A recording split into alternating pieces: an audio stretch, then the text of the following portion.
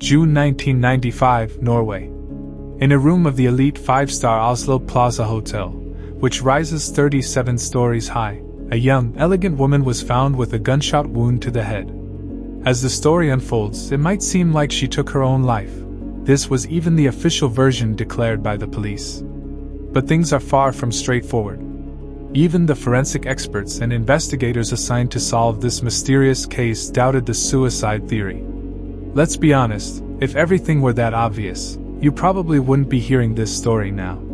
The case of the Plaza woman has gained widespread attention, with numerous theories proposed about what really happened in that hotel room and who this enigmatic young woman truly was. Throughout the investigation, the police considered many possibilities. First, the woman might have been involved in a large-scale drug operation and, realizing things were going wrong, either took her own life or became the victim of one of the operation's participants. Considering the evidence discovered, details we'll discuss later, she could have been working for a secret intelligence agency. Perhaps she was a professional assassin sent to Norway to complete an assignment. Another theory suggested that she might have been a high-class escort working in luxury hotels. There's also the possibility that she was simply a deeply depressed woman who came to Oslo to end her life. Why did the police entertain such theories? Let's figure it out.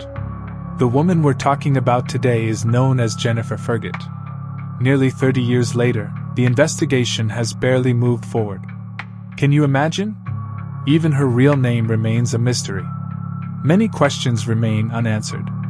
Who removed almost all the labels from her clothes, including those from her shoes, and why? Why was the serial number on the gun so expertly erased with acid that it still cannot be traced back to its owner or seller? Why were there only bullets in her bag and nothing else? How did the Plaza woman manage to check into the hotel without providing passport details, using a false name, occupation, and address? And here's what I find most perplexing. She didn't pay a single penny for her stay or room service, yet the receptionist extended her reservation without question. Questions about the police, the hotel staff, and the numerous oddities surrounding this case arise immediately as you begin to delve into the events. A year after her body was discovered, she was buried in an unmarked grave, and almost all the evidence was inexplicably destroyed. 22 years later, the case was reopened, and new details emerged, further complicating the already tangled mystery. But let's go step by step. We don't know which city or country Jennifer came from, nor do we know what she did outside the hotel, where she went, or who she interacted with. The timeline of her known activities spans just a few days. A week before her arrival, Jennifer called the hotel and booked a room for one person. Then, on Wednesday, May 31st, she called again, apparently changing her arrival date and informing the hotel that she would be arriving earlier, today, and not alone. Now she needed a room for two. A maid added an extra blanket to the room, a detail that would later add more confusion to the case. That evening, she arrived at the hotel alone but filled out the registration card for two people, presenting herself as a Belgian couple. She provided the names Jennifer and Lois Fergate, which, as it turned out, were fictitious. She was assigned a room on the 28th floor with a stunning view of the city. The receptionist also issued 2 keycards. After spending some time in the lobby, seemingly waiting for someone, she eventually went upstairs and first entered her room at 10:44 p.m. Let me quickly explain the door lock system at Oslo Plaza at the time. In 1995, the hotel already used electronic locks for room access. To enter a room, there were 2 options: either someone inside opened the door, or you used a keycard, which transmitted usage data to a server, recording the date and time. Inside the rooms, additional standard manual locks were installed, the kind we're all familiar with. Now, back to the events. The woman entered her room just before 11 p.m., but at 12:30 a.m., the keycard was used again to access the door. Perhaps she went out to meet the man she had been waiting for earlier. However, the problem is that the police found no evidence of anyone else being in the room, and they weren't even sure this man existed. Out of all the witnesses, only one hotel employee claimed to have seen an adult man with Jennifer once, but she couldn't describe him. On Thursday, the next day, Jennifer returned to her room at 8:30 a.m. but left again a few hours later. During the day, the maids came to clean the room, and one of them noticed a pair of beautiful, bright shoes under the luggage shelf. She later mentioned that she found them so striking that she leaned in to check the label, hoping to buy a similar pair for herself. However, no one else saw these shoes, or any luggage, afterward. This same maid would later say she was surprised by how the room looked. It was almost untouched, as if no one had stayed there. Jennifer would not return for an entire day. During this time, no one entered the room except the maids.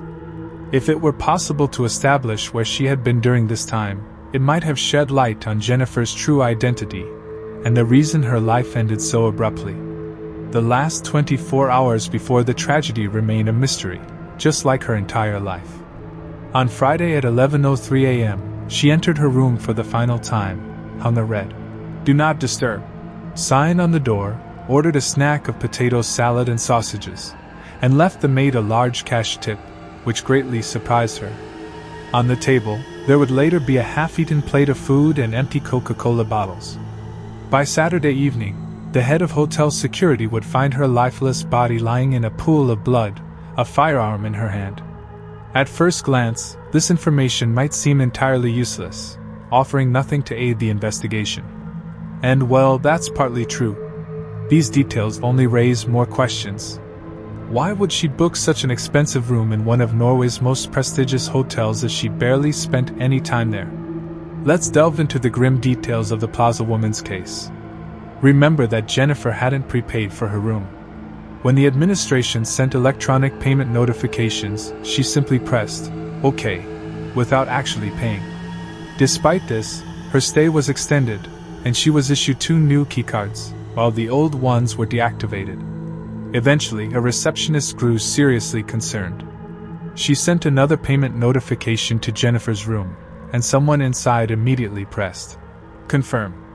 This time, the staff member decided to act more decisively, sensing something was wrong.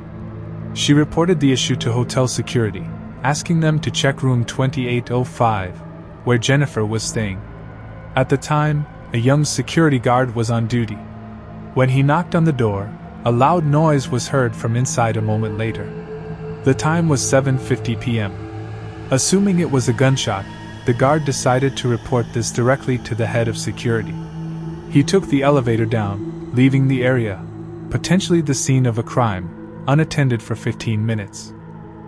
This decision is puzzling. He had a radio with him, and according to official sources, a phone for contacting the hotel administration was located in the hallway. Why he abandoned the door, the only exit a perpetrator could use, remains unclear. Later, he explained that he didn't want to use the radio, fearing it would cause panic among hotel staff.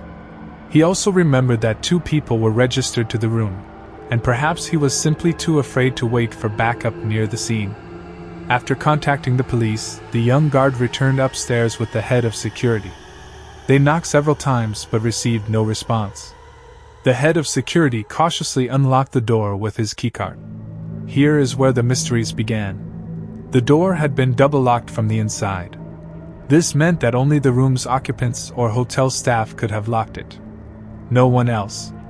Using his card, the head of security unlocked the door. The first thing he noticed was a pungent odor filling the room and an open window. Then he saw the woman lying on the bed in an unnatural position. Her chest was motionless, and her arms were above her head. The guards decided not to enter the room further. They closed the door and waited for the police in the hallway. The head of security used a phone located there to call the hotel administration. Half an hour later, the police arrived. At first glance, they concluded with 99% certainty that it was a suicide. But when the forensic team began collecting evidence in room 2805, their verdict became far less definitive. Let's clarify the detail about the open window. One might assume that the perpetrator escaped through it, but there's a significant problem with that theory. Do you see what I mean? The room was on the 28th floor. The hotel had a glass facade. If the killer had chosen such an escape route, it would likely have been a one-way ticket. Now let's examine the evidence. During the autopsy, the forensic team found undigested food particles in the woman's stomach, the same snack she had ordered. Keep in mind that Jennifer had ordered this meal on Friday evening, and her body was discovered a full day later. Food in a healthy person's stomach digests fairly quickly, certainly not over the course of 24 hours. This raises a perplexing question. If she ate the meal on Friday, by the time of the shooting on Saturday, there should have been no food left in her stomach. Let's also remember that 15 minutes before the shot heard by the security guard, someone was definitely in the room. After all, the notification about the need for payment was answered with, "Okay." Either Jennifer was still alive at the time, or someone else was in the room. There's also the strong odor that the head of security mentioned. I couldn't find information on whether the food in the room had spoiled by the time the police arrived, nor is it clear what the security guard meant by it. Strong odor. It could have come from the body or the food. But the implications are clear either way. If the smell came from the food and it was strong enough to be noticeable from the doorway, how could she have eaten it just a few hours before her body was discovered? If the smell came from the body, it would suggest she had been dead for over 24 hours. A human body starts to emit an odor about a day after death. It creates the impression that Jennifer might have taken her last breath as early as Friday. Across from Jennifer's room, a man referred to as Mr. F was staying. His full name was never disclosed. He was from Belgium. This man told authorities that the hotel staff had asked him whether he heard anything suspicious on the night Jennifer Fergate died. He responded that he had been fast asleep and heard nothing. However, he left the hotel on Saturday morning, nearly 12 hours before Jennifer's death, which occurred Saturday evening. So how could anyone have questioned him about her death if she was still alive at the time? Later, a journalist would contact him to ask about this inconsistency. Mr. F replied that he didn't know anything about it, but he was certain the question had been asked before his departure. After this, he refused to answer further questions or discuss the case with anyone. The gun and other evidence. The gun, used to fire 2 shots, one into the pillow and one into her head, was assembled from various parts. This suggests it was likely purchased on the black market, with its serial number burned off by a previous owner. No gunpowder residue, blood, or fingerprints were found on the gun. There were also no bruises or abrasions on Jennifer's fingers from the weapon's recoil, which is unusual. It's possible someone shot her, wiped the gun clean, and placed it in her hand afterward. The weapon itself was reportedly of the type used by military personnel, lending some credibility to theories about Jennifer being a secret agent. However, the police explained the lack of fingerprints by stating that in real-life investigations, unlike in movies, it is extremely difficult to lift fingerprints from a firearm. Another oddity: after the shot, the gun did not fly out of her hand, as would typically happen due to recoil. Instead, it remained resting on her chest, with the hammer under her thumb, a grip that isn't particularly secure. Now, let's consider the 2 shots. Police regarded the first as a test shot. But if Jennifer were a professional killer or spy deciding to take her own life, why would she need a test shot? As an experienced professional, she would likely be familiar with the mechanics of her weapon. Of course, it's possible she was an ordinary woman who decided to end her life. But honestly, that theory doesn't hold much weight. One detail alone casts doubt on it. The gun still had 7 bullets left, with 2 used, and 25 more rounds were found in the bag. Why would she carry so much ammunition if she only planned to kill herself? In the bathroom, a wet towel was found on the floor. Yet Jennifer was wearing makeup, and no cosmetic bag or toiletries were found in the room. If she had taken a shower shortly before her death and then applied makeup, where did the cosmetics go? It's plausible that someone was with her in the room, took the suitcase, the bright shoes the maid saw, her documents, makeup, and other personal items, and staged the scene to look like a suicide. Few of Jennifer's belongings remained in the room, just what you see in the images from the investigation. One item left behind was an empty bottle of men's cologne, bearing only her fingerprints. Perhaps she used it herself. Another peculiar detail: almost all labels were removed from her clothing, even the shoes she was wearing. Was she trying to conceal her true identity, or did she simply find it more comfortable to wear label-free clothing? We'll never know. But if the labels had been intact, the chances of tracing her identity through stores would have been much higher. Surveillance and security. Surprisingly, this luxurious hotel, which used advanced electronic key systems even back then, had no surveillance cameras. The door was locked from the inside. The only fingerprints found in the room belonged to Jennifer. Yet, considering all these oddities, the scene looks like a meticulously crafted professional setup. Failures in the investigation. What's infuriating about this case is the police's failure to collect crucial evidence. They didn't test the wet towel or bedding for DNA. They didn't analyze her blood for substances other than alcohol, which came back negative. Swabs weren't taken that might have revealed someone she was with. Even material under her nails wasn't collected. The mystery of the locked door is often overdramatized. According to an expert consulted by a journalist, it was possible, even back then, to bypass the locking mechanism. A perpetrator with specific knowledge of the lock's workings could have left undetected, locking the door behind them. Jennifer's background. Jennifer had expensive dental work. Some of her teeth were made of gold and porcelain. Such dental technologies were used in Germany, the US, Denmark, and Switzerland. Initially, police assumed she was Belgian because she wrote false information on her registration card, including an address in a small Belgian village. However, the postal code she provided was incorrect. Later analysis of her teeth indicated that she was likely German. Her age was also determined more accurately. She was just 24 at the time of her death. If she was from Germany, why would she list Belgium as her residence? The legacy.